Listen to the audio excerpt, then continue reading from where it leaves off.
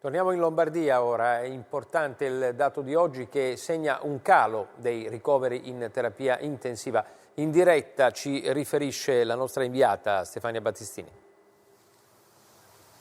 Sì, ormai da una settimana si registra una minore pressione sui pronto soccorso e sulle terapie intensive, ma oggi c'è davvero una buona notizia: per la prima volta leggiamo un segno meno, un decremento di 55 accessi nelle terapie intensive in Lombardia rispetto a ieri. E intanto a Bergamo si stanno ultimando i lavori nell'ospedale da campo in fiera, quello degli Alpini. C'è davvero la collaborazione di tutti e lunedì sarà operativo. Vediamo.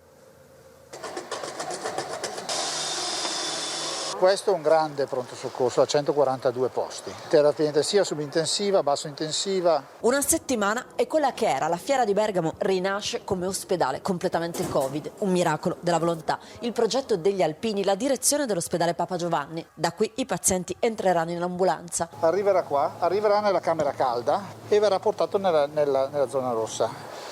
Qui è il triage, un paziente che vada in crisi respiratoria grave. A fianco abbiamo la stanza, l'area di shock room. Noi siamo in grado di intubare da subito il paziente. Shelter, laboratori analisi, il sudore e la fatica di tutti. Lunedì sarà operativo. Il cuore di questo ospedale da campo è la terapia intensiva. Dentro i medici russi testano le apparecchiature che hanno donato e i medici di emergency hanno richiamato qui tutti i loro operatori con maggiore esperienza. Alcuni erano in Uganda, abbiamo deciso che questa era la priorità in questo momento. La responsabile clinica è stata anche la responsabile della risposta a Ebola. Altri hanno lavorato dall'Afghanistan, alcuni appunto in Sudan si sono occupati di colera. Gli Alpini, 101 anni di storia, questa la loro ultima sfida. Questo ospedale che ha il costo di qualche milione. Quanti? Tra i 3 e i 4 milioni, tutti donati dai bergamaschi. C'è chi ha donato il proprio lavoro, gli artigiani di Confartigianato, i ragazzi della Curva dell'Atalanta. Curva Nord per l'ospedale da campo, sono 10 giorni che sono qua. Se si dormiva 2 ore a notte era garantante, un pensiero era sempre qua.